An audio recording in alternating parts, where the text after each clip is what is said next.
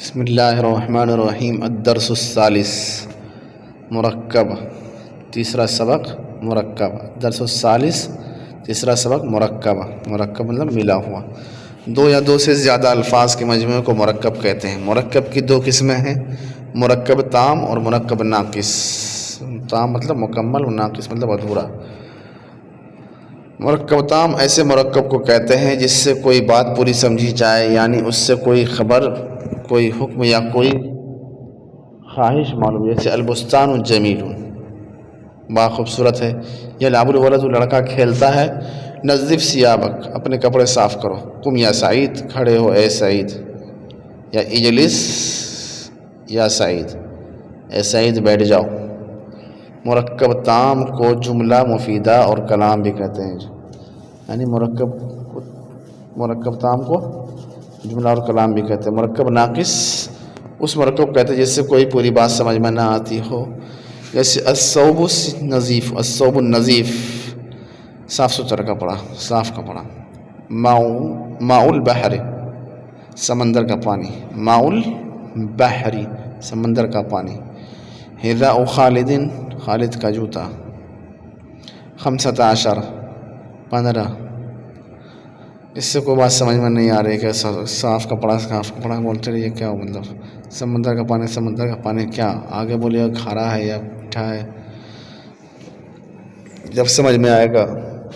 خالد کا جوتا، خالد کا جوتا سے کیا مطلب؟ خالد کا جوتا گم ہو گیا، خالد کا جوتا ٹوٹ گیا، خالد کا جوتا پھٹ گیا، خالد کا جوتا سے مارنا ہے۔ 15، 15 بولتے رہیے، کچھ سمجھ میں نہیں آئے گا جب تک کہ کچھ اس میں جو ہے نہیں لگائیں گا آگے۔ 15 روپیہ ہے میرے پاس۔ مرکب ناقص کی کئی قسمیں، ان کی مشہور قسم مرکب توصیفی، مرکب اضافی ہیں جو بیان کی جاتی ہے۔ مرکب بنائی بھی ہے ایک قسم، وہ بھی ہم بتا دیں گے، اس میں نہیں لکھی ہوئی ہے۔ نوٹ: مرکب تام میں لفظ قم، اجلس وغیرہ وظائر ایک ہی لفظ معلوم ہوتے ہیں، اس لیے شاید تمہیں مفرد کا شبہ ہو، مگر حقیقت میں ایسا نہیں ہے، بلکہ اس میں ایک اور لفظ پوشیدہ ہے جو اگرچہ بولا نہیں جاتا مگر سمجھا جاتا ہے۔ یعنی کہ قم اجلس یہ فعل ہے، اس میں فاعل جو ہے، جب بھی فعل آتا ہے تو اس میں فاعل موجود ہوتا ہے، کہ ایک لفظ یہاں پوشیدہ ہے، یہ لفظ انت کا ہے۔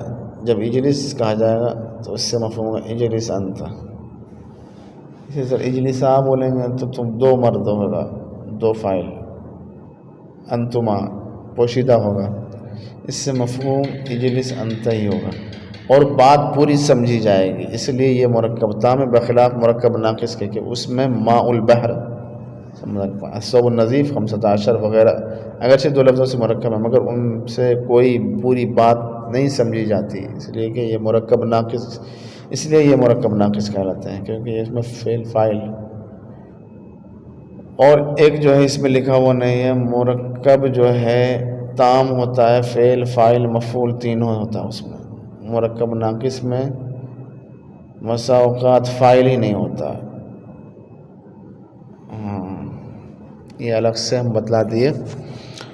اور بھی جو قسمیں ہیں وہ انشاءاللہ اور آگے سبق میں بتلاتے رہیں گے، اس لیے آپ جو ہے سبسکرائب کر دیجئے، کوئی پیسہ نہیں لگ رہا ہے آپ کو اور کچھ آپ کا نہیں جا رہا ہے، آپ کا بھلائی ہو جائے گا، میری بھلائی ہو جائے گی، آپ کا احسان رہے گا اور آپ کچھ سیکھ لیں گے انشاءاللہ، اور اچھے سے سکھائیں گے۔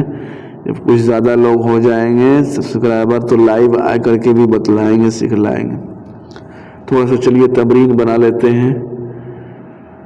مرکب تام اور مرکب ناقص میں تمیز کرو، جس کو ایکسرسائز بولتے ہیں انگلش میں، وہی تمرین ہے۔ مرکب تام اور مرکب ناقص میں تمیز کرو۔ میں اس کا ترجمہ جو ہے ڈسکرپشن میں دے دوں گا، آپ دیکھ لیجئے گا وہاں جا کے ترجمہ، لیکن یہاں پر ہم نہیں ترجمہ کچھ نہیں بتا رہے ہیں، صرف پڑھ رہے ہیں۔ آپ خود سمجھ کر کے بتلائیے، ترجمہ کریے، اور لفظ جو نہیں آپ کو معلوم ہے وہ وہیں جا کر کے دیکھ لیجئے گا ڈسکرپشن میں، اور یا نہیں تو کامنٹ کریے گا، ہم پھر لکھ کر کے انشاءاللہ بتلا دیں گے. الماء بارد الثوب نظیف البیت النظیفۃ لیس الولد لیت الفاکہۃ اکل فرید الفاکہۃ القلم الذی لعل الخادم لعل التلميذ ينجح إن جئت كأن الكتاب النجم لامع الفاكهة ناضجة نامت الصبية. ترجمہ آپ دیکھ لینا، اگر آپ کو سمجھ میں نہیں آئے اور ترجمہ سمجھ میں آ گیا تو ٹھیک ہے، کوشش کریے خود سے جو ہے ڈکشنری دیکھنے کے لیے، وہ بھی بتلائیں گے. ابھی جب آپ کو جو ہے صرف پڑھائیں گے تھوڑا سا انشاءاللہ، اس کے گردان صرف ہے جو اور اس کے گردان بتلائیں گے، 43 باب ہے وہ بتلائیں گے، تو آپ کے لیے جو ہے ڈکشنری دیکھنا آسان ہو جائے گا. کیونکہ عربی کی ڈکشنری دیکھنے کے لیے اس کا الگ طریقہ ہوتا ہے، اس کا اصل لفظ جو ہے مادہ نکالنا پڑتا ہے. وہ انگلش اور اردو کی طرح نہیں کہ پہلا ورڈ دیکھیے دوسرا ورڈ دیکھ کر کے نکال لیجیے. عربی کو دیکھنے کا طریقہ اصل تھوڑا سا الگ ہے، وہ بھی بتائیں گے انشاءاللہ.